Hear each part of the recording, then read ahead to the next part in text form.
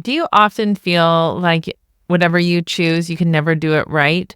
And you don't really have the adventure and the life that you really want to have? Well, you are in the right place. My name is Dara Thomason, and this is Love Yourself Thin Podcast 155, Choose Your Own Adventure. Hello, everybody. How is your summer vacation going? Are you enjoying yourselves?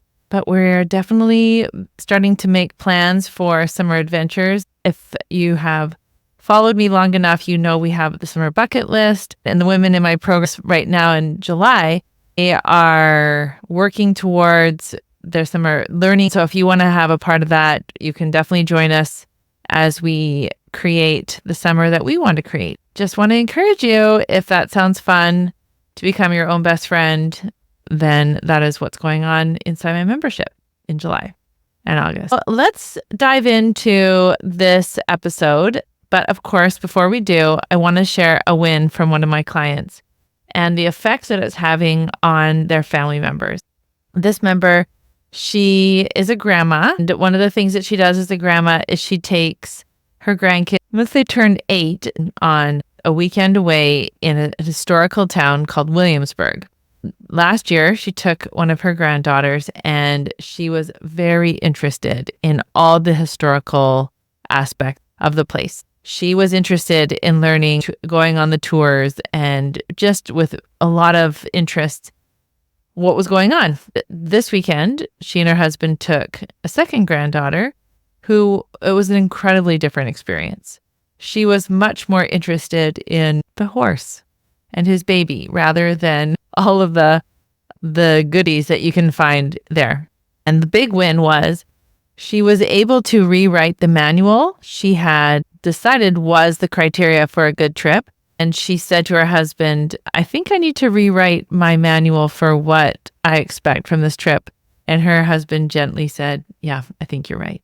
And this is a huge win, because if we can't edit, or if we can't switch gears, or if we can't think of something differently, then we get trapped and then we don't have fun. We feel like we're doing something wrong. We feel like we are messing up. And when she was able to switch gears, she was now able to say, this is the kind of grandma I want to be for this particular granddaughter and for this particular experience. So they were able to have a lot more fun. So huge win.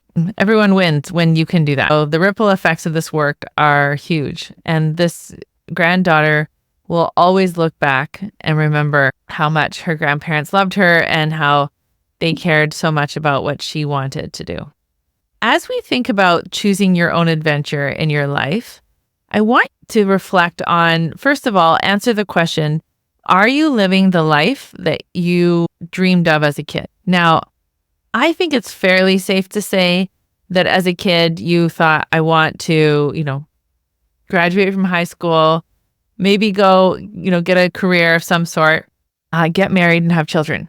And then the rest was maybe not so clear. Would she want to come and hang out with me? I think that's a really fun question.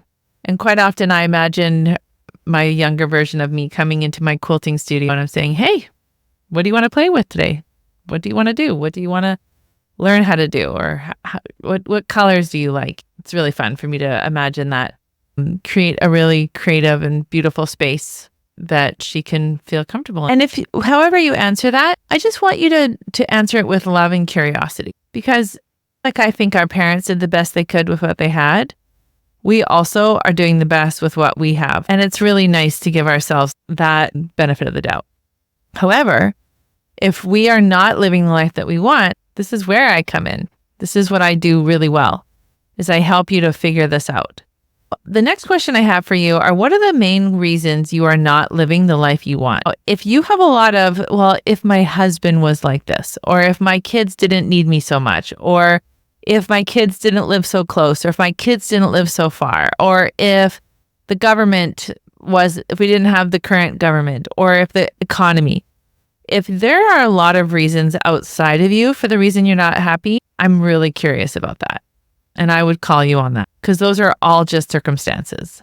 So what is it? If it was 100% your fault, what would it be? All right, the next question I have is, what are the main reasons you have all the awesome results in your life? So why do you live in a house with electricity? Why do you have a car? Why do you have insurance? Or maybe you don't. And if you don't, why? Why do you have a lot of fabric? Why do you have running water? Why do you have a husband? Why do you have money in the bank? Why do you have, just ask yourself, so first of all, what are all the awesome things in your life? I personally think that having a washing machine and a dryer is amazing. Running water is a huge bonus. I love having a car. I love having insurance. I love having a business. I love having kids. I love having my husband. I love having a beautiful lake, a 6-kilometer lake, just like a 3-minute drive. And I love being able to go and run that whenever I want. I love having money so that I could go and do things like go to Quilt Canada, which I'm doing this week. I love that I can go to thrift stores and find like amazing treasures. Like there are so many things I love in my life. I love God. I love my spiritual practice. I love reading. I love learning. I love warm fires. There's all these amazing things. Then I want you to ask yourself, how did you get those things? And I've been married for 23 years in August. And I had no idea that I could love someone so much. I had no idea I could be loved. My kids are getting older, and I had no idea that relationships could be so sweet and so tender and in my life. Like I just had no idea, and I'm so glad for it. The next question I have is, what would have to change so that you can create the life that you really want? Now, I have this exercise for you. I want to remind you that the only way that you can have a truly amazing, abundant, and wonderful life is if you become the driver of that life. So I have these questions for you. I don't know if I've shared this in the podcast already, but this story really resonates with me, and it really helps me. It's really funny to me, like how much of an impression the story has had. I'm curious if I've shared it before. I can't remember. If I have, great, but I'm going to do it in a different way. I've been reading The Gap in the Gain, the retreat that I'm hosting in September. And as the time I'm recording, I now have 4 spots left, 1 person canceled. It's an incredible experience. One of the books that we're focusing on is The Gap in the Gain. So I found this story in here that's really impacted my life. So I'm going to be reading. So from 1984 to 1988, this woman, Kim Butler, was a college soccer player at Principal College. Now, it was a small college, and women's college soccer was a fairly new concept. The team was made up of several girls who had never even played soccer before. Because most members of the team were not skilled players, the coach focused on 2 key metrics: mindset and the ability to run and keep running. For the first several games, this ragtag team got crushed by their opponents. Each time they lost, they were emotionally broken. But their coach had a rule where he allowed them to be down in the dumps for only 5 minutes. They had 5 minutes to be in the gap, and then they needed to move on. So the gap, of course, is in the lack. There were no locker rooms, so after the games, the muddy and sweaty players and coaches would get on the bus and drive the hour or 2 back to Principal. The coach would start a timer for 5 minutes. Okay, you've got 5 minutes to sulk. The bus would be dead silent for those 5 minutes as the players were devastated and depressed about getting destroyed in the game. After his 5-minute timer went off, the coach set a 10-minute timer on his watch. For the next 10 minutes, he had them talk about specific good things that happened during the game. He has helped them focus on the positive. He solved the gap problem by going straight to the gain. After the 10-minute timer, the coach would then set a 20-minute timer. During the next 20 minutes, he had every player point out a specific good thing another player did during the game. After the 20-minute timer went off, the coach didn't allow them to talk about that game again. He helped them measure themselves backward. Then, after framing the experience as a gain, he let the past go. No more talk about the next game. Move forward to the next practice. During practices, the coach would also give them 5 minutes if they went into the gap.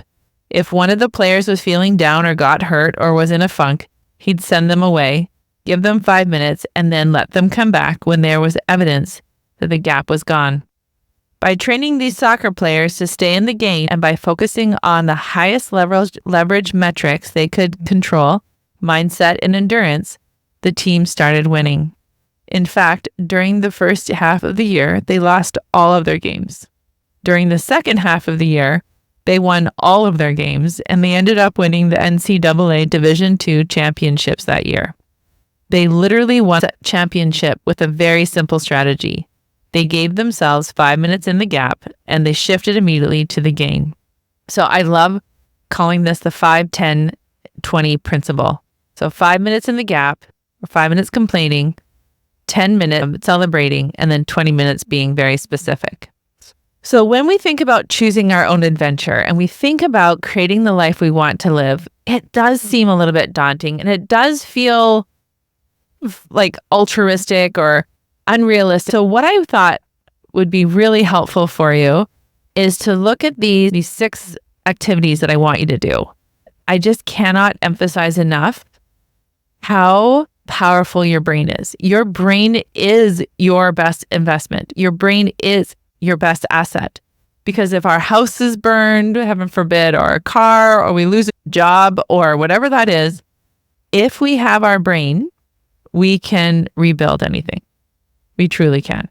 So the first step is you have to know what you want. And it's interesting because I remember talking to a really good friend and I said, well, what do you want? And he said, I don't dream anymore. I don't let myself dream.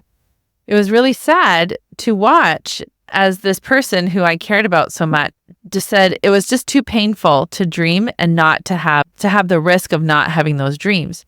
And it's been very interesting to watch this person as I've shown the example of what it looks like to dream and to keep pursuing that dream, even when we don't have any evidence that I could accomplish it. Well, because of watching me, this dear friend of mine has created this incredible new love, talent, and drive, wakes up every morning and pursues this and has found success over and over because they finally let themselves dream. And this is what I want for you. If you don't even give yourself a chance, like if you don't even plant the seed, it's not going to grow, right? But if you plant the seed and it's not growing, well, then you can at least figure out, oh, maybe I need some different fertilizer, or maybe I need to set a timer to weed it or to water it or whatever that is. So the second one is dream and brainstorm what you want. So first of all, you have to know what you want. Okay, you have to want something. So you have to just decide, I want this. The second one is to dream and brainstorm what you want.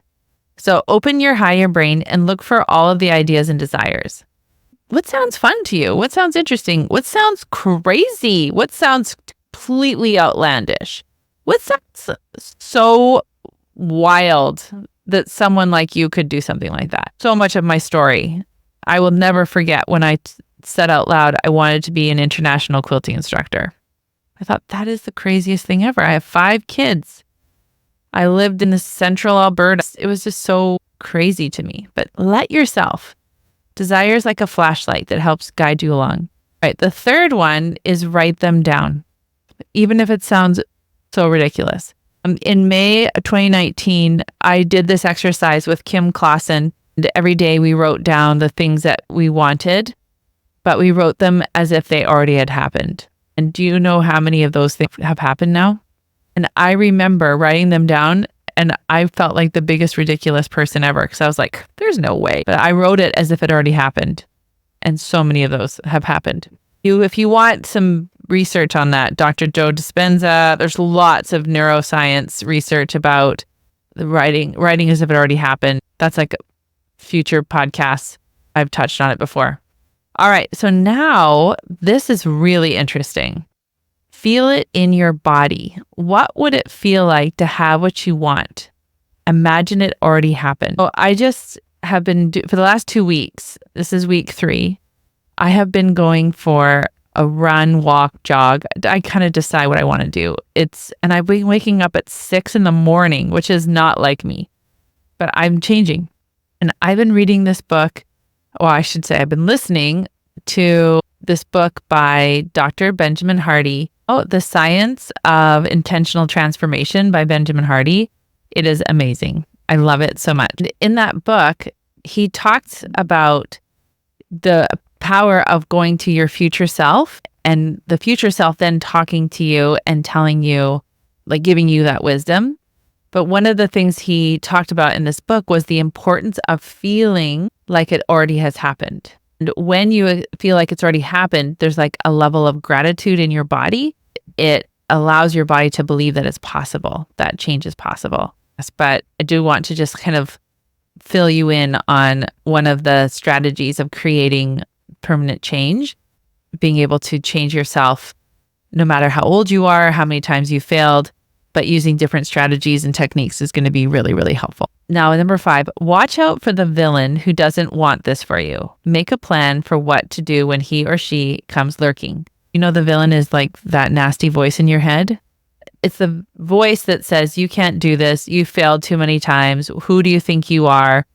You know, our family just doesn't do these kinds of things. We aren't that great, or don't be pretentious, or whatever that voice is. That voice has lots of practice. And so when that voice comes, you're like, sorry, not interested. And the last one that I really want to emphasize is to cheer yourself on.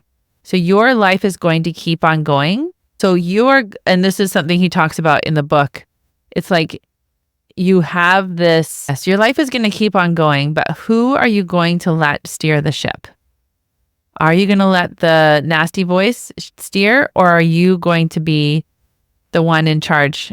And are you going to be the nice mom who does the course correction? You know, if your child is having a temper tantrum or is not towing the line, you know, how are you going to step in as the nice mom to say, hey, listen, this isn't acceptable. This isn't how we're going to act. With that adventure, you are allowed to have 5 minutes where you just, when things, let's say you picked the wrong adventure. You picked them going to the, you know, in the Choose Your Own Adventure books, there's, you know, do you go back to the village and tell the sheriff that there's trouble in the mines? Or do you go in the mines and try to discover it yourself? Or do you go through the trap door and try to solve it? So even in the Choose Your Own Adventure books, you always have a choice of what you want to do. And sometimes you mess up, but that's all part of the adventure, and you learn. You are going to, anytime you create new results in your life, there's always going to be the trial. So put 5 minutes on your timer and just let yourself complain. And then do 10 minutes where you say all the things that were good.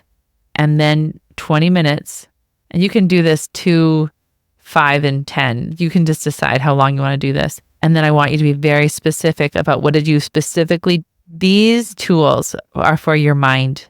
Your mind is your best investment. And as a life coach, this is what I spend all of my time doing, is helping you get into your mind, connecting your mind to your body, and then getting the feedback from your body, and then going back to your mind, and like creating that really healthy loop where you can process all the negative emotions, you can process all the positive emotions, and you can make life-changing habits and to create that for your life. It's so awesome. Thanks for joining me. I can't wait to hear back what you thought of this episode.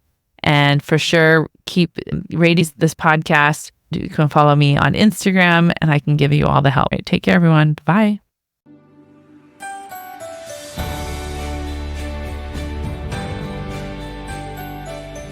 If you want more help with learning about your body and how it's changing through menopause, perimenopause, through whatever it is, my program is focused on helping you truly become your own best expert. So as we go through June, working on our menopause, perimenopause experiences, July, we're focusing on becoming our own bestie, July and August actually, with our summertime challenge. And then in August, we're really diving into how to lose the physical weight when you focus so much on the mental. I have an incredible program for that coming in August. So there's so much to look forward to. You truly can make your own transformation. And I love helping you find that inner knowledge and wisdom that's just waiting for you to unlock so that you can create permanent change for yourself.